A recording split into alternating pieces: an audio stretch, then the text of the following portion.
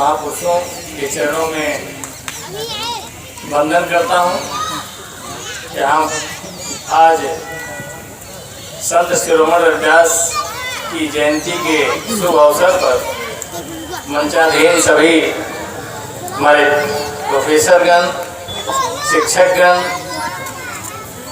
अन्य विभाग में पदाधिकारीगण और ये प्रोफेसर मैडम, गायक कलाकारगण, सम्मानित उपस्थित बंधुओं,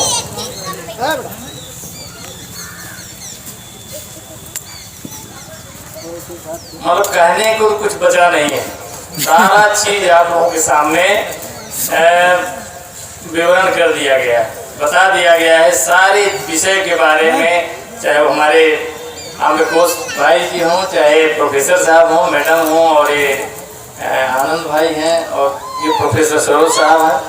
सब चीज़ बता दिया गया है, कुछ बचा नहीं है बताने के लिए, इसीलिए मैं ज़्यादा नहीं कहूँगा।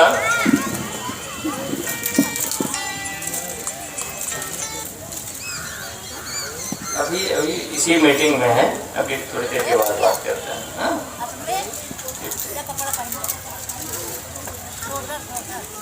आज बहुजन समाज, जिसे हम शूद्र के रूप में जाने जाते हैं, विभिन्न अब कई जातियों में बटे हुए हैं, जो तथाकथित लोगों के द्वारा बांटे गए हैं, और वो इसलिए बांटे गए हैं कि हम कभी भी एकत्रित न हों। तो चाहे हमारे संत शिरोमणि रविदास जी हों, चाहे कबीरदास जी हों, चाहे हमारे बोधिसत्व बाबा साहब डॉक्टर B.R. अम्बेडकर साहब हों, सभी ने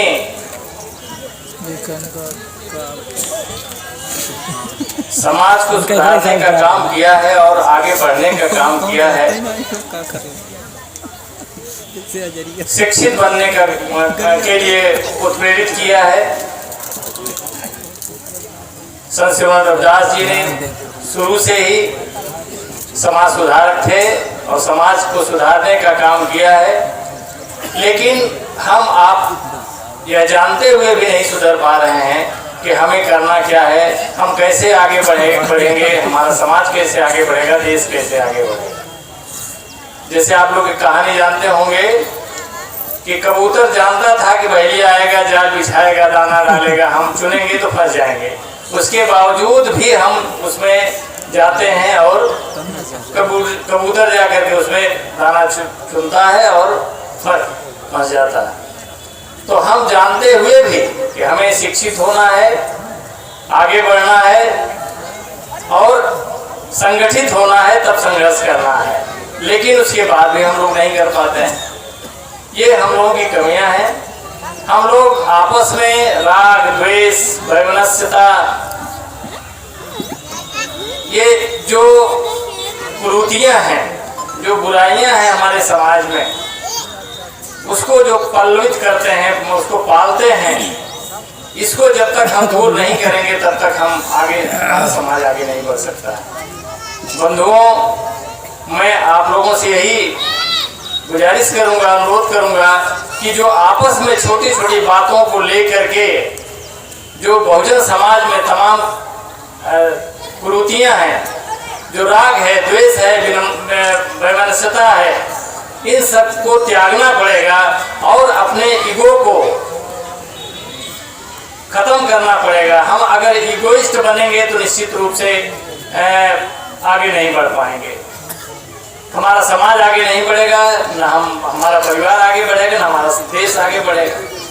इसलिए बहुत ज़्यादा नहीं कह करके मैं इतना जरूर कहूँगा कि अपने बच्चों को निश्चित रूप से पढ़ावें। जब शिक्षित बनेंगे तब देश दुनिया के बारे में जानेंगे, जब पढ़ाएंगे ही नहीं, पढ़ेंगे ही नहीं, तो हम क्या जानेंगे। इसलिए आज आपके सामने प्रोफेसर साहब हैं, कितने गरीब परिवार के, हम कितने गरीब परिवार के, जज के पद पर सुशोभित हुआ, मेहनत किया, पढ़ा और एक लक्ष्य निर्धारित किया कि मुझे ये बनना है, ये मुझे करना है।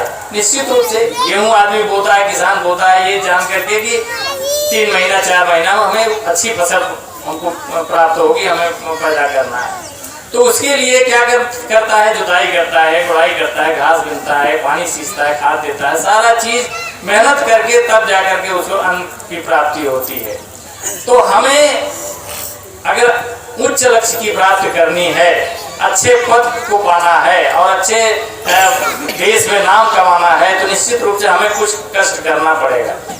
हमें कुछ समाज के प्रति, अपने प्रति, परिवार के प्रति बलिदान करना होगा, त्याग करना होगा। जब तक हम त्याग नहीं करेंगे निश्चित रूप से हम आगे अपने लक्ष्य की प्राप्ति नहीं कर सकते हैं। इसलिए शिक्षा ही एक ऐसा मंत्र है जिसे पढ़ने से आप निश्चित रूप से आगे बढ़ सकते हैं, देश दुनिया के बारे में जानेंगे। जैसा कि हमारे प्रोफेसर साहब इतना विस्तृत ढंग से इतिहास के बारे में बताया, बहुत सारे हमारे समाज के लोग बहुत कम हैं जो किताबों को लिखे हैं, और बहुत सारे ऐसे हमारे समाज के लोग जो विद्वान हुए हैं, लिखे भी हैं, तो उनके किताबों को नष्ट कर दिया गया। इसलिए नष्ट किया गया कि लोग पढ़ेंगे तो जानेंगे कि हमारे समाज के लोग कैसे थे और किस तरह से हमको अपना विचार व्यक्त किए थे और जिस पर हमको चलना है।